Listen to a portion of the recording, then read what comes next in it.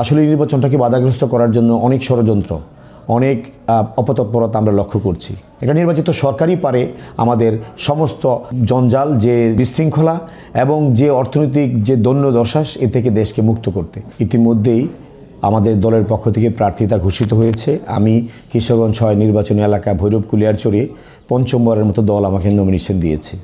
আমি আল্লাহর প্রতি শুকরিয়া আদায় করছি। দলের চেয়ারম্যান জনাব তারেক রহমান সাহেব সহ স্থায়ী কমিটির সকল সদস্যদের প্রতি কৃতজ্ঞতা প্রকাশ করছি।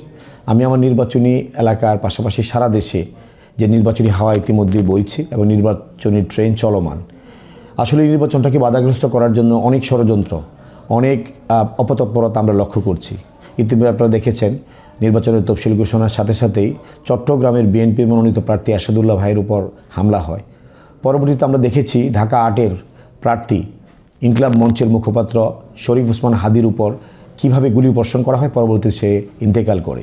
আমরা সদ্য দেখতে পেলাম 2-3 দিন আগে জাতীয়তাবাদী স্বেচ্ছাসেবক দলের ঢাকা মহানগর উত্তরের সাবেক সাধারণ সম্পাদক মুসাব্বিরের উপর গুলি এবং সে নিহত হওয়া। আমরা প্রত্যেকের আত্মার মাগফিরাত কামনা করি। আসলে এই যে নির্বাচন, এই নির্বাচনটা দেশ এবং জাতির জন্য অত্যন্ত গুরুত্বপূর্ণ। টানা তৃতীয়বার অর্জন করেছে দেশের সেরা সুপার ব্র্যান্ড স্বীকৃতি বসুন্ধরা টিস্যু। দীর্ঘ প্রায় 17 বছর গণতন্ত্র, ভোটের অধিকার সব কিছু নির্বাসিত ছিল। অনেক রক্ত এবং চড়া মূল্যে আমরা এবারে এই প্রাথমিক বিজয় আমরা অর্জন করেছি ছাত্র জনতা এবং রাজনৈতিক শক্তি, আপামর জনসাধারণের ঐক্যবদ্ধ আন্দোলনের মাঝে। আমি মনে করি এই নির্বাচনটা শুধু একটা দলের না, সকল শ্রেণী পেশা, সকল মানুষের ঐক্যবদ্ধ প্রয়াসে আমরা এই নির্বাচনের মাধ্যমে একটি নির্বাচিত সরকার দেশকে আমরা উপহার দিতে পারি। একটা নির্বাচিত সরকারই পারে আমাদের সমস্ত যে জঞ্জাল, যে বিশৃঙ্খলা এবং যে অর্থনৈতিক যে দৈন্যদশা, এ থেকে দেশকে মুক্ত করতে। আমি বিশ্বাস করি আমরা সবাই যারা গণতান্ত্রিক শক্তি মাঠে ছিলাম, আন্দোলনে ছিলাম, সবাই মিলে আমরা ঐক্যবদ্ধভাবে আগামী নির্বাচনটাকে আমরা অংশগ্রহণমূলক করা এবং আমরা এই নির্বাচনের মাধ্যমে যে গণতান্ত্রিক সরকার আসবে সেই সরকারের আমাদের আগামী দিনের কার্যক্রম আমরা সবাই ঐক্যবদ্ধভাবে এগিয়ে নিয়ে যাব।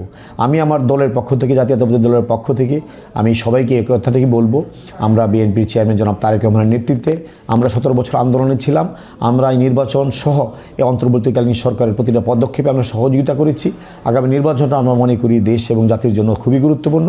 আমরা আগামী নির্বাচনও ইনশাল্লাহ বিএনপির চেয়ারম্যান জনাব তারেক রহমানের নেতৃত্ব করব এবং আল্লাহ যদি রহমত করে জনগণ আমাদেরকে সমর্থন দেয়, আগামী নির্বাচনে জাতীয়তাবাদী দলের জনাব তারেক রহমানের নেতৃত্বে আমরা সরকার গঠন করে রাষ্ট্র পরিচালনার দৃঢ় সংকল্প নিয়ে আমরা এগিয়ে যাচ্ছি ইনশাল্লাহ।